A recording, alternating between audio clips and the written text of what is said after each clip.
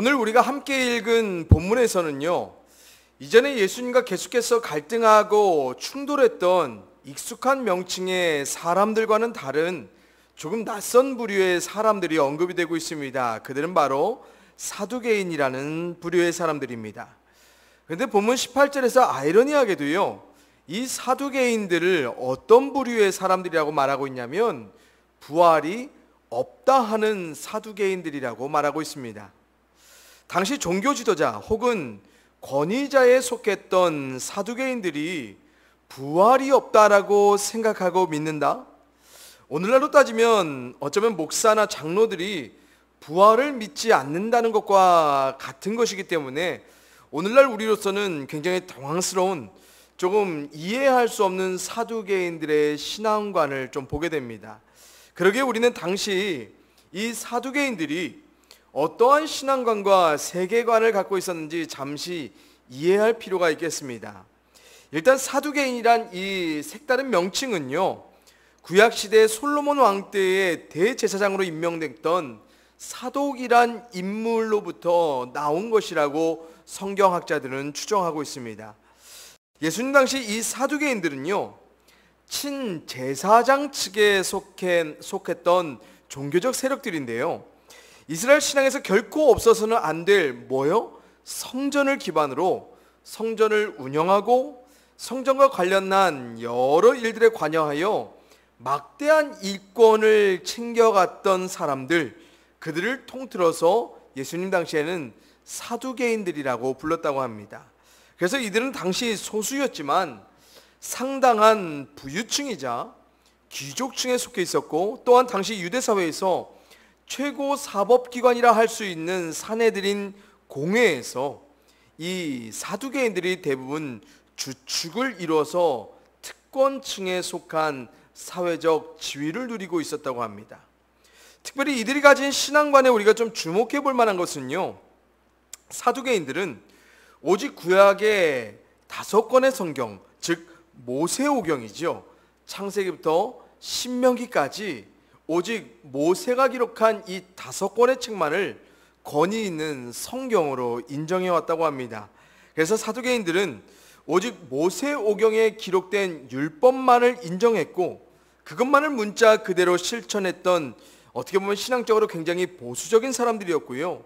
또한 모세오경에는 많이 언급되지 않는 영적 세계, 그리고 사후세계, 죽음 이후의 또 다른 심판, 이런 것들에 대해서 이들은 대부분 부정했었던 사람들이었다고 합니다.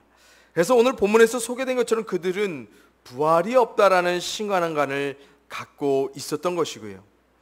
또한 주목해 볼 만한 한 가지가 있다면요, 사두개인의 이런 신앙관에 기초해서 그들에게 특징적으로 나타났던 한 가지 세계관이 있었어요. 그것은 무엇이냐면 그들은 철저한 현세주의자들이었다는 것입니다.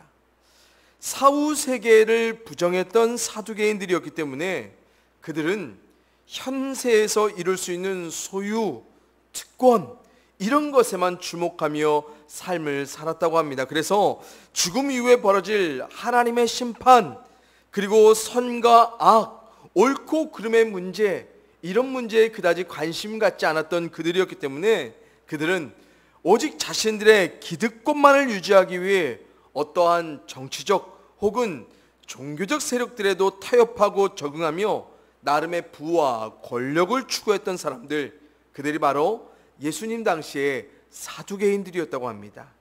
그러므로 철저한 현세주의에 기초한 신앙관과 세계관을 가진 사두개인들이었기 때문에 그들이 예수님께 물어왔던 부활 이후에 벌어질 삶에 대한 질문은요, 애초부터 그들이 부활을 목적하거나 부활 이후에 벌어질 삶에 대한 궁금증으로 물어온 것이 아니라는 것을 우리는 알 수 있습니다.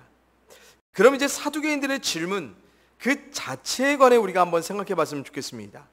여러분, 사두개인의 이 물음은요, 우리에게 다소 생소한 수혼법이라는 것에 관한 내용입니다. 우선 수혼법이라는 것이 무엇이냐면 가정을 이룬 한 남성이요, 자손이 없이 죽었을 때 일어날 어떤 문제를 다룬 것인데요, 만약에 가문의 후사, 즉 아들이 없이 남편이 죽는다면 이 당시에 성경에서 뭐라고 말했냐면 그 남편을 대신해서 남편의 형제가 형수를 아내로 맞아 후사를 이을 수 있게 하는 그런 율법적인 제도가 있었습니다. 그것이 바로 수혼법이었고, 이 수혼법은 사두개인들이 최고의 권위로서 인정하고 있는 모세가 쓴 성경 중 바로 신명기 25장에 언급되는 내용이었습니다. 그러나 그들은 아주 극단의 상황을 가정하면서 예수님께 부활에 관한 질문을 이렇게 하죠. 뭡니까? 형제가 7명 있는 사람이 있었습니다. 그런데 모두가 가문의 상속자인 자손을 낳지 못하고 죽게 되고 이어서 아내였던 여성까지도 죽게 된다면 부활 이후에 수혼법에 따라 7 형제들과 결혼했던 이 여성이 나중에 누구의 아내가 될 것인가 라는 질문이었습니다. 그렇다면 애초에 부활을 믿지도 않았지만 만약 부활이 있다면 사두개인들이 생각했던 부활 이후의 삶은 어떤 삶이었습니까? 이 현세의 삶이 그대로 연장되는 것, 그것이 바로 부활 이후에 펼쳐질 삶이라고 그들은 생각했다는 것입니다. 그러기에 그들은 7명의 형제의 아내로 살았던 여성이 부활 후에도 누구의 아내가 될 것이냐고 물어왔던 것이고요. 결국 사두개인들이 예수님께 던진 질문의 초점은 뭐예요? 부활 이후에 이런 어처구니 없는 혼란한 상황이 발생할 것이기 때문에 부활이란 뭐 있을 수 없다라는 가정하에 예수님께 던진 질문이었다는 것입니다. 그러자 예수님이 이렇게 답변하세요. 우리 다 같이 본문 24절, 25절의 말씀을 읽어봅니다. 시작. 예수께서 이르시되 너희가 성경도 하나님의 능력도 알지 못함으로 오해함이 아니냐? 사람이 죽은 자 가운데서 살아날 때에는 장가도 아니가고 시집도 아니가고 하늘에 있는 천사들과 같으니라. 아멘. 우선 사두개인들의 질문에 관해 예수님은요, 그들이 부활 이후에 계속될 삶 자체를 단단히 오해하고 있다라고 말씀하십니다. 왜 그렇습니까? 그들이 하나님의 말씀인 성경과 하나님의 능력 그 자체를 제대로 알지 못했기 때문이라는 것입니다. 여러분, 예수님의 이런 말씀 어쩌면 그들에게 굉장히 민망하게 만드는 동시에 그들의 분노를 일으킬 만한 답변이 아닐까 생각합니다. 왜 그래요? 그들은 당시 누구보다 하나님과 그분의 말씀에 정통했던 지도자들, 권위자들이었거든요. 그런데 이런 그들에게 하나님의 말씀인 성경 너희들 몰라서 그래, 하나님이 어떠한 능력을 가지신 분인지 너희들 몰라서 그래 라고 예수님이 지적한다면 그것만큼 그들의 마음을 또 그들의 감정을 상하고 민망하고 분노하게 할 만한 것은 없었을 겁니다. 그러면서 예수님이요, 재차 이런 말씀을 이어가세요. 부활한 이후에 다시 사는 삶에는 다시 결혼하게 되는 일 없을 것이고 하늘에 있는 천사들과 같게 될 것이라고 말씀하십니다. 이 말씀이 뭘 의미합니까? 예수님께 부활 그 자체는 이미 논쟁거리도 안 되고요, 부활은 그래서 당연히 있는 거고, 부활 이후에 있게 될 삶은 지금 사두개인들이 가정했던 것처럼 현세의 삶이 그대로 연장되는 삶이 되지 않을 것이라고 예수님이 말씀하시는 것입니다. 다시 말해 죽음 이후 우리가 다시 살게 되는 부활의 삶은 이 땅에서 경험했던 삶과는 전적으로 다른 삶이 될 것이고, 또한 우리는 전혀 다른 존재로서 변화되어 마치 천사와 같게 될 것이라고 예수님이 말씀하시더라는 것입니다. 물론 여기서 예수님은요, 더 이상 부활한 이후의 삶이 어떻게 될 것인지, 또 어떤 존재로 변화하여서 우리가 살게 될 것인지 세세하게 답변하지 않으십니다. 왜 그렇습니까? 지금 사두개인들에겐 부활 이후의 삶, 존재적인 변화보다는 부활 그 자체를 믿지 않고 있었기 때문에 그렇습니다. 그래서 예수님은 단지 부활이 있을 것이라는 것만을 확정적으로 말씀하시면서요, 사두개인들이 권위로서 인정하는 성경 모세오경에서도 특별히 하나님이 모세에게 직접 말씀하셨던 출애굽기 3장 6절의 말씀을 들어 이렇게 답변하시죠. 나는 아브라함의 하나님이요 이삭의 하나님이요 야곱의 하나님이로라. 여러분, 이 말씀 우리에게도 꽤나 익숙한 말씀인 것 같습니다. 그러나 직관적으로 이 말씀이 과연 부활과 무슨 연관이 있을까 좀 감을 잡기가 쉽지 않으시죠. 게다가 이 말씀은 호렙산에서 모세가 불붙은 떨기나무에서 하나님이 자신의 존재를 밝히며 말씀하셨던 그 하나님에 관한, 자신에 관한 선포이기 때문에 지극히 개인적인 모세의 부르심에 관한 이 말씀으로 도대체 예수님이 무슨 말씀을 하시고자 하는가 우리는 조금 의아합니다. 그러나 우리가 이 말씀의 시제를 보면은 우리가 잘 알 수 있습니다. 여러분, 당시 하나님께서는요, 모세에게 나는 아브라함의 하나님이었고 이삭과 야곱의 하나님이었다라는 식으로 과거형으로 말씀하고 계시지 않는다는 사실입니다. 문법적으로도 그렇습니다. 당시 모세 앞에 음성을 들려주셨던 하나님은 분명히 뭐라고 말했어요? 아브라함과 이삭과 야곱의 하나님이다, 바로 현재적인 하나님이다라고 말씀하시며, 분명 모세보다 훨씬 앞선 세대에서 죽었던 그들이요, 모세가 하나님의 음성을 들을 그 당시에도 여전히 살아서 하나님과 관계 맺고 있었던 현재적인 사람들인 것처럼 하나님이 말씀하고 계셨다는 사실입니다. 이게 뭘 의미해요? 그들은 죽은 자가 아니고 하나님 앞에 살아있는 자들이라는 것입니다. 그들은 모세보다 훨씬 더 앞서 이미 이 땅에서의 삶을 죽음으로 마감한 사람들이었지만 그들은 하나님과 믿음으로 죽기 전부터 관계했던 사람들, 그래서 죽음 이후에도 하나님과 여전히 관계하여 살아있는, 그래서 부활할 사람들이라고 하나님은 분명히 말씀하고 계시는 것입니다. 그래서 예수님께서 지금 뭐라고 말씀하세요? 하나님은 죽은 자의 하나님이 아니라 바로 산 자의 하나님이라고 말씀하십니다. 왜 그렇습니까? 아브라함과 이삭과 야곱은 죽음 이후에도 여전히 살아 지속적으로 하나님이 그들의 하나님으로 존재하시기 때문입니다. 그런데 지금까지 사두개인들이 가졌던 부활이 없다라는 그들의 신앙의 근거 어디에 있었어요? 바로 모세가 쓴 성경 모세오경에 있었어요. 그런데 거기에도 있었던 거예요. 뭐가요? 부활에 관한 신앙이요. 다 죽은 줄로 알았던 그들의 조상들에게 여전히 현재적으로 살아계신 하나님이, 하나님 스스로가 선포하고 계신 그 말씀이 있더라는 것입니다. 그런데 그들은 알지 못했어요. 그들은 그래서 믿지 않았어요. 왜요? 예수님의 지적처럼 그들은 하나님의 말씀인 성경을 제대로 알지 못했고, 사람을 다시 살게 하실 수 있는 부활의 능력을 이룰 수 있는 그 전능하신 하나님의 능력을 그들이 제한하며 믿지 않았기 때문이었습니다. 여러분, 저는 오늘 본문의 사건을 통해서 우리가 한 가지를 좀 생각해 봤으면 좋겠습니다. 사실 우리는 사두개인들과 같이 부활을, 그리고 부활신앙을 부정하지는 않습니다.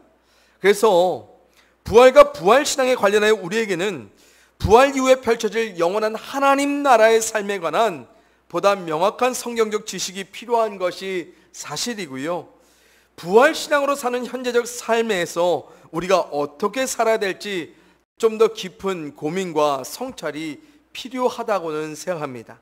그러나 이런 모든 필요에 앞서서 우리에게 보다 근본적으로 요구되는 신앙의 관점이 있다면 그것은 바로 오늘 본문에서 24절에서 사두개인들에게 답변하셨던 예수님의 말씀처럼 하나님의 말씀인 성경, 그리고 하나님의 전능한 능력 그 자체를 제대로 알지도 못한 채 우리가 확신하고 있는 신앙의 영역이 있고, 그 신앙이 결국 우리의 삶 가운데 하나님을 오해하고 하나님에 관한 우리의 삶을 또 오해하고 있을 수 있다는 것을 저는 한번 생각해 봤으면 좋겠습니다.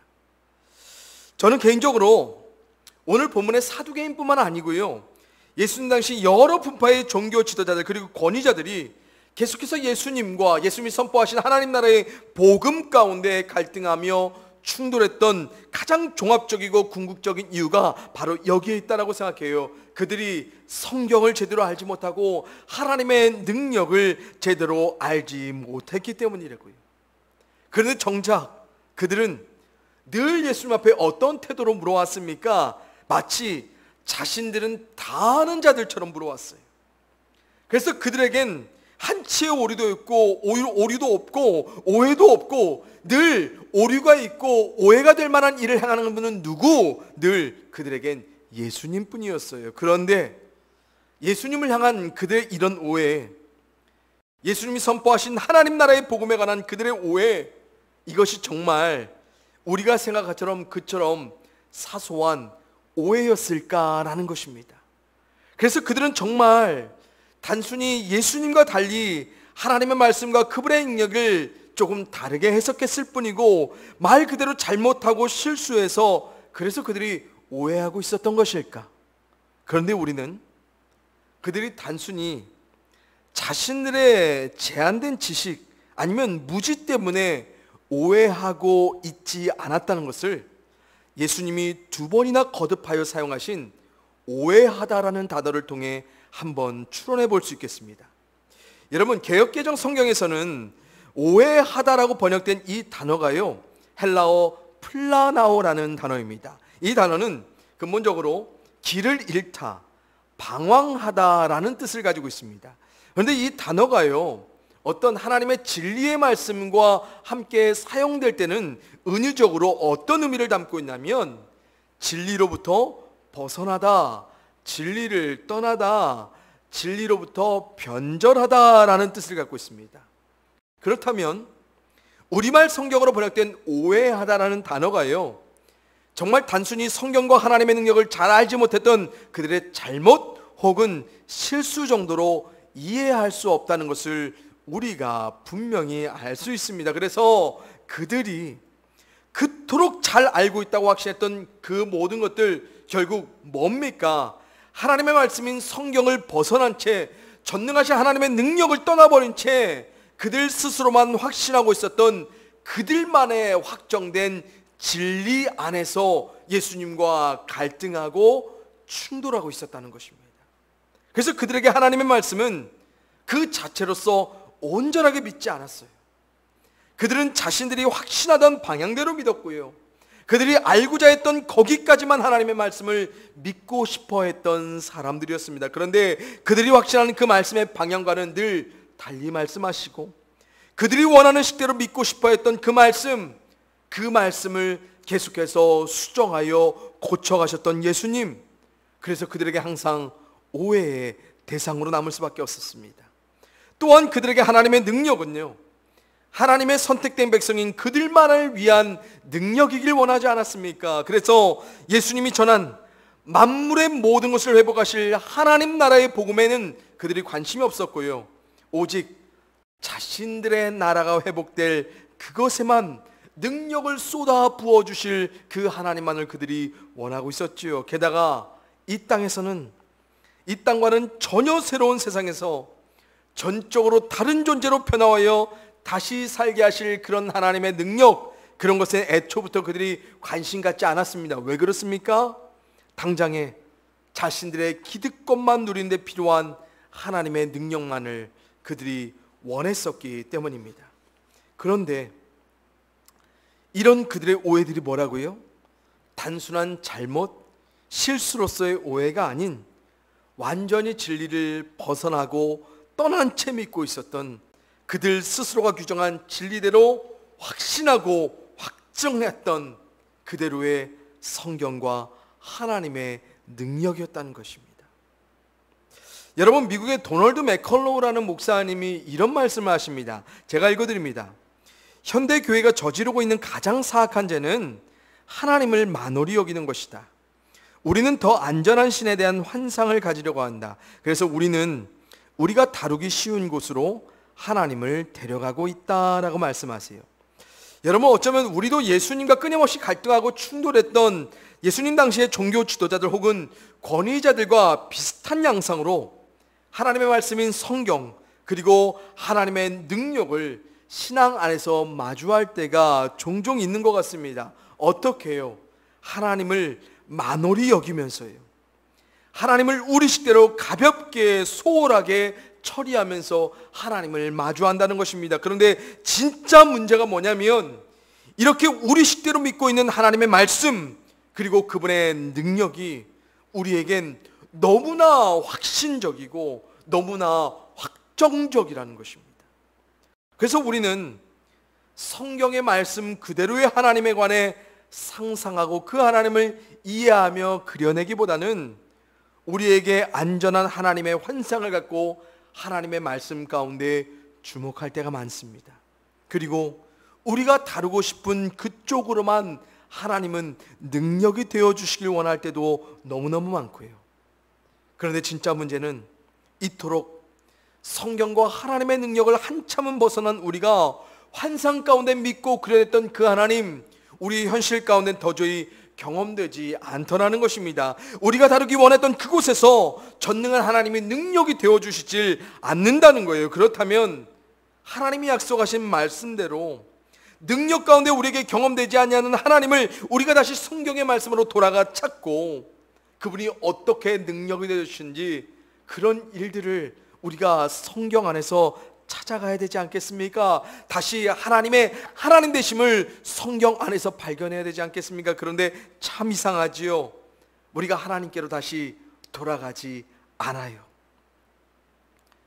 정말 끈질기게 우리의 환상대로 하나님을 계속해서 끼워 맞춰가고 있는 우리들입니다. 거기에 믿음을 더해서 확신을 더해서 확정을 더해서요. 그리고 거기서 우리가 계속해서 부딪혀갑니다. 갈등합니다. 충돌합니다. 어떻게 해요? 우리가 확신하는 그 하나님과 성경이 말하는 하나님이 충돌하는 거예요. 그리고 결국 점점 하나님에 관한 우리의 오해와 오류가 겹겹이 쌓여서 이젠 성경의 하나님도 전능하신 하나님의 능력도 다 벗어나 버리고 결국 떠나가고 있는 우리들이 너무나 많이 있다는 것, 참으로 안타까운 현실이 아닌가 싶습니다. 여러분, 하나님이 죽으셨습니까? 아니요. 하나님은 분명 영원토록 살아계시고 하나님 앞에 살아있는 모든 자들 가운데 영원히 살아계신 하나님으로 역사하시는 분이 바로 하나님이십니다. 그런데 이렇게 시퍼렇게 살아계신 하나님을 믿으면서도 그 하나님이 경험되지 못한다? 이건 너무너무 이상한 겁니다. 그러면 그 이유는 누구에게 있어요? 우리에게 있죠. 여러분, 우리 자신을 한번 돌아보고 하나님을 떠나가는 우리 주변의 사람들을 한번 보십시오. 우리와 그들이 확신하는 하나님, 정말 성경의 하나님 그대로인가? 우리와 그들이 정말 그토록 바라는 하나님의 능력, 하나님의 뜻대로의 능력을 바라고 있는 것일까? 그런데 사실은요, 하나님께로부터 떠나고 또 벗어나고 떠나버린 근본적인 우리의 이유, 또한 우리 주변 사람들의 이유는 사실 우리 자신들이 확신하는 대로 우리 식대로의 그런 하나님이 되어주시지 않기 때문이라는 것입니다. 여러분, 사도 바울이요, 우리가 믿는 살아계신 하나님에 관해 이렇게 감탄하며 고백합니다. 로마서 11장 33절 함께 읽어봅니다. 시작. 하나님의 부유하심은 어찌 그리 크십니까? 하나님의 지혜와 지식은 어찌 그리 깊고 깊으십니까? 그 어느 누가 하나님의 판단을 헤아려 알 수 있으며 그 어느 누가 하나님의 길을 더듬어 찾아낼 수 있겠습니까? 아멘.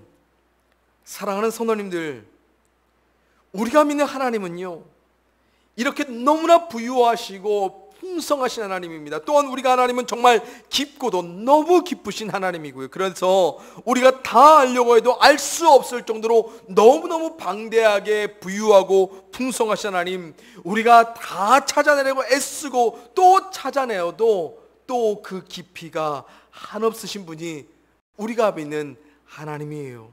그런데 우리가 이렇게 이토록 풍성하고 깊으신 하나님을 믿으면서 우리가 아는 정도에서 그만하여 단정짓고 우리가 알고 싶은 거기에서 하나님을 확정하고 우리가 찾은 만큼에서 우리 식대로 선을 그어서 하나님의 능력을, 하나님의 그 존재를 판단하며 선을 그으며 살아갈 수 있겠냐라는 거예요. 여러분, 이렇게 살아계신 하나님을 더욱 풍성하게 깊이 있게 마주하고 싶다면 방법은 딱 하나밖에 없어요. 성경의 말씀대로 하나님을 알아가고요, 성경에 나타난 능력의 하나님, 그 하나님의 모습 그대로를 우리가 소원하며 살아가며 믿는 것뿐입니다. 사랑하는 성도님들, 우리의 하나님, 오늘도 성경에 말씀하신 그대로 우리를 믿으라고 말씀하십니다. 우리의 하나님, 오늘도 성경에서 약속하신 그대로 전능하신 하나님의 모습 그대로 우리 삶 가운데 찾아오실 그 하나님을 삶 가운데 경험하라 도전하십니다. 단 이 하나님을 우리가 현재의 삶으로부터 영원토록 생생하게 살아계신 하나님으로 마주하고 싶다면, 이 하나님이 우리의 살아있는 삶 가운데 생생한 역사가 되게 원한다면, 우리가 확신하는 대로 우리 식대로의 하나님이 되기 위하여서 우리가 믿는 것이 아닌 하나님의 우리가 되기 위해 그분의 말씀인 성경에 주목하고 그분이 이루실 능력을 사모함으로 우리가 다시 한번 믿음으로 살아가야 될 것입니다. 정말 간절히 우리 모든 질그릇교회 성도님들을 향해 소원해 봅니다.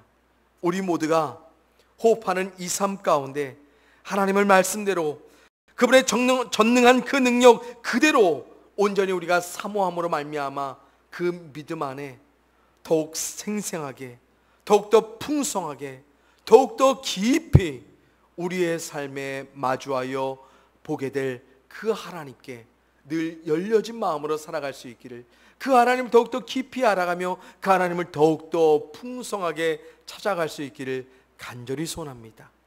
오직 성경 안에 말씀하신 하나님과 그분의 능력을 우리가 찾아갈 때 우리는 우리가 확신했던 그 모든 것들을 깨뜨리며 진짜 하나님의 하나님다움을 마주하게 될 것입니다. 우리 함께 기도하시겠습니다. 사랑과 은혜가 풍성하신 아버지 하나님, 오늘도 너무너무 감사를 드립니다.